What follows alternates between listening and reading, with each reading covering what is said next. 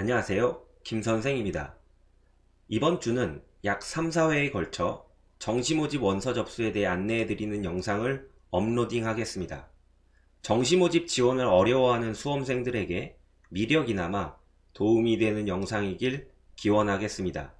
참고로 기존의 2021학년도 입시 관련 영상은 이번 시리즈가 끝나는 대로 계속 이어나갈 것이니 양해 부탁드립니다.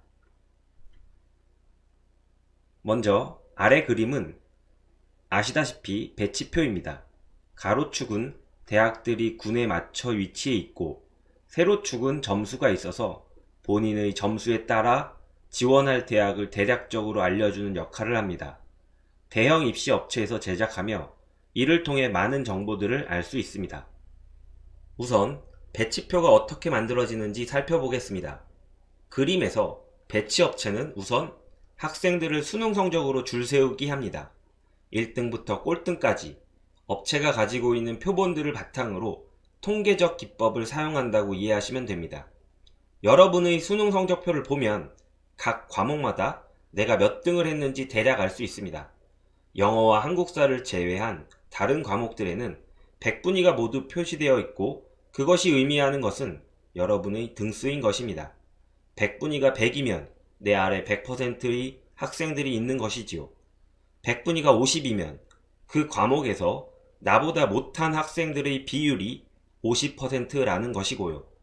그런데 우리는 각 과목들의 성적뿐만 아니라 모든 과목을 합쳤을 때 내가 몇 등인가가 중요하며 알고 싶은 것이지요. 그러나 수능 성적표에는 그러한 정보가 없습니다. 입시 업체가 학생들의 총점을 추정하여 줄 세우기 하는 이유이지요. 평가원에서 그 정보를 알려주면 좋은데 그걸 알려주지 않으니까요. 어찌되었든 학생들을 줄 세우기 했으면 이번엔 대학들을 줄 세우기 합니다. 대학의 서열화인 것이죠. 모집 정원을 서열에 맞게 줄 세우기 하면서 누적하는 것입니다. 그러나 대학의 서열이라고 하는 것을 누가 정해주나요? 물론 극상위층은 업체마다 큰 이견이 없습니다. 그러나 대학의 레벨이 점점 낮아지면서 업체마다 생각이 다르게 되고 그 결과 업체마다 서열의 차이가 점점 심해지게 됩니다. 아무튼 학생들을 줄 세우게 하고 대학을 서열화한 후 이것을 매칭하는 것이 바로 배치표인 것입니다. 배치표의 가로축이 대학을 정리한 것이며 세로축의 점수가 바로 학생들을 줄 세우게 한 결과입니다. 업체마다 배치 점수의 차이가 생기는 이유를 이해하셨나요? 그러면 배치 업체를 종합적으로 검토하면 편차를 줄일 수 있다는 결론에 도달하게 됩니다. 그렇습니다. 배치 업체가 무수히 많은 것도 아니고 대략 대여섯 업체의 배치표를 이용하면 조금 더 정확해질 수는 있습니다. 그런데 문제는 그것이 아닙니다. 학생들을 줄 세워 놨는데 이 줄에는 현재 점수만 있고 학생들이 없는 곳도 있습니다. 바로 수시모집 합격생들의 수능 점수입니다. 수시모집 합격생들도 대부분 수능을 열심히 최선을 다해서 봤을 것인데 수시모집에 합격하면 정시모집은 지원할 수 없으므로 그야말로 죽은 점수가 됩니다. 또한 수시모집에 합격하면서 본인의 수능 성적을 만천하에 공개하는 것도 아니지요. 그냥 조용히 합격을 기뻐하면서 입시판에서 사라집니다. 즉 수시모집 합격생이 그것도 굉장히 많은 인원이 빠져나갈 텐데 그 인원이 어떤 점수 구간에서 주로 이탈하였는지를 알 수 있는 방법이 없습니다. 아무도 모르는 것이지요. 배치표를 단순하게 생각하여 가로축과 세로축이 만나는 대학에 지원하면 왜 안 되는지 이해하셨나요? 그럼 배치표는 어떤 쓰임새를 갖는지 알아보겠습니다.